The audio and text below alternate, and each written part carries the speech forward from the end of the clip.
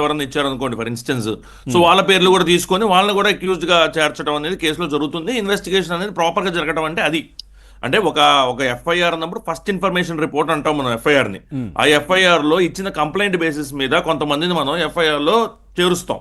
చేర్చిన తర్వాత ఆ ఇన్ఫర్మేషన్ ఎవరైతే చేరుస్తామో అక్యూజ్డ్ గా, వాళ్ళ నుంచి విచారణ సమయంలో ఇంకెవరన్నా పేర్లు కనుక మనకి వినపడినా లేదా వాళ్ళకి దీనిలో ఇన్వాల్వ్మెంట్ ఉందని మనం భావించిన, మనం అంటే పోలీస్ వారు భావించిన, పోలీస్ వారు మళ్ళీ ఇమీడియట్ గా ఒక ఆల్టరేషన్ మెమోని మ్యాజిస్ట్రేట్ గారి ముందు ఫైల్ చేసుకొని వాళ్ళని అక్యూజ్డ్ గా చేర్చడం, తర్వాత వాళ్ళ అరెస్టులు జరగడం, సబ్సిక్వెంట్ గా వాళ్ళ జ్యుడిషియల్ రిమాండ్ చేయడం, తర్వాత పోలీస్ కస్టడీకి తీసుకోవడం, ఇదంతా రెగ్యులర్ గా జరిగే ప్రొసీజర్.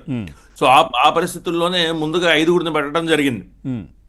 సునీల్ కుమార్ అయి ఉండొచ్చు, పిఎస్ఆర్ ఆంజనేయులు గారు అయి ఉండొచ్చు, తర్వాత జగన్మోహన్ రెడ్డి గారు అయి ఉండొచ్చు, తర్వాత విజయపాల్ గారు అయి ఉండొచ్చు, ఆ తర్వాత ప్రభావతి గారు అయి ఉండొచ్చు. ఇప్పుడు ఈ 5గురిని ముందు ఇనీషియల్ గా ఎఫ్ఐఆర్ లో చేర్చి ఆ తర్వాత వాళ్ళని ఇన్వెస్టిగేషన్ చేస్తూ, ఇప్పుడు మనం గమనిస్తే ఎవరైతే జ్యుడిషియల్ కస్టడీలో ఉన్నాయో విజయపాల్ గారు, నేను తులసిబాబు గారు నేను కూర్చోబెట్టి ఇన్వెస్టిగేషన్ చేసి ఇతను రోల్ని ఎస్టాబ్లిష్ చేసిన తర్వాతే పోలీసు వారు ఇతని మీద ఆల్టరేషన్ మెమో వేసి ఇప్పుడు ఆయన అక్యూజ్డ్ గా చూపిస్తూ జ్యుడిషియల్ కస్టడీకి పంపించడం జరిగింది నిన్న.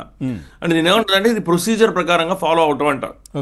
ఒక ఇన్వెస్టిగేటివ్ ఏజెన్సీ ఒక ఇన్వెస్టిగేషన్ తీసుకున్నాక ఎఫ్ఐఆర్ కట్టిన తర్వాత ఒక ప్రొసీజర్ ఫాలో అవ్వాలి. సిఆర్పిసి కింద, అంటే ఇంతకుముందు సిఆర్పిసి, ఇప్పుడు బిఎన్ఎస్ఎస్, దాని కింద ఒక ప్రొసీజర్ ఉంటుంది. ఆ ప్రొసీజర్ ఏదైతే కంటెంప్లేట్ చేశారో ఆ ప్రొసీజర్ ప్రకారంగానే ముందర పోవాల్సి ఉంటుంది. సో ఎందుకంటే ఇనీషియల్గా ఎవరెవరు ఇన్వాల్వ్ అయ్యారో తెలియదు కాబట్టి, ఇనీషియల్గా ఎవరెవరు ఇన్వాల్వ్ అయ్యారనేది ప్రైమ ఫేషియల్ ఇన్ఫర్మేషన్లో ఉన్న వాళ్ళని ఎఫ్ఐఆర్లో జతపరుస్తూ, తర్వాత వీళ్ళు ఇచ్చిన ఇన్ఫర్మేషన్ బేసిస్ మీద ఆల్టరేషన్ మెమోస్ వేసుకుంటూ ముందరకు వెళ్ళడం జరుగుతుంది. పవన్ గారు రైట్ సార్. అట్లాగే దీంట్లో మనం విజయపాల్ కావచ్చు, తులసి బాబు కావచ్చు, ప్రభావతి గారు కావచ్చు, ఇట్లా అందరినీ కూడా పిలిచి మాట్లాడుతున్నారు. ఎంక్వైరీ ఇవన్నీ జరుగుతూ ఉన్నాయి. సో జగన్మోహన్ రెడ్డి గారు కూడా మాజీ ముఖ్యమంత్రి, పులివెందుల ఎమ్మెల్యే ప్రస్తుత, ఆయన పేరు కూడా దీంట్లో ఉంది కాబట్టి అవసరమైతే తనను కూడా పిలిచి మాట్లాడే అవకాశం ఉందా? ఖచ్చితంగా అండి. అక్యూజ్డ్ అంటే అక్యూజ్డే. అక్యూజ్డ్ అనేది ఎమ్మెల్యే గారా, లేదా మాజీ ముఖ్యమంత్రి గారా, లేదా మాజీ ఎంపీ గారా, లేదా మాజీ కేంద్ర మంత్రి గారా అనేది ఉంటుందండి. Accused is an accused police వారికి. సో పోలీస్ వారు ఎవరెవరినైతే ఇందులో ఇన్వాల్వ్ అయ్యారో వాళ్ళందరినీ పిలిచే అవకాశాలు ఖచ్చితంగా ఉంటాయి. ఈ విషయంలో నేను న్యాయస్థానాన్ని నిజంగా అప్రిషియేట్ చేయదలుచుకున్నా. సో వేరే కేసులు ఏమున్నప్పటికీ పక్కన పెడితే ఈ కేసులో మాత్రం న్యాయస్థానం కూడా బెయిల్ ఇవ్వడానికి దేవర్ నాట్ ఇంక్లైన్డ్. సో సుముఖంగా లేరు ఎక్కడ. సో మీరు అబ్జర్వ్ చేస్తే విజయపాల్ అనే వ్యక్తి ఎవరైతే దీనిలో A4 గా చూపించబడ్డారో, ఆయన బెయిల్ అప్లికేషన్ మూవ్ చేసుకున్నప్పుడు హైకోర్టు బెయిల్ అప్లికేషన్ అప్పుడు రఘురామకృష్ణరాజు గారి తరఫున నేను అపియర్ అవడం జరిగింది. సో బెయిల్ డిస్మిస్ చేశారు.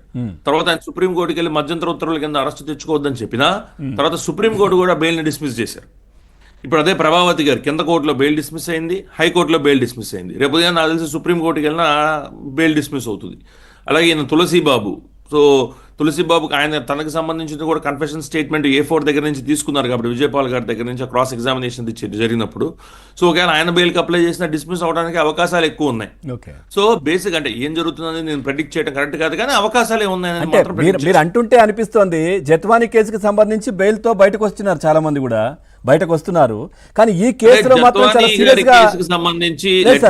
చాలా సీరియస్ గా తీసుకుంది అనిపిస్తోంది. కోర్టు కావచ్చు, లేదంటే పోలీసు యంత్రాంగం అందరూ కూడా ప్రభుత్వం చాలా సీరియస్ గా తీసుకుంది. అది కూడా సీరియస్ గానే తీసుకున్నారు.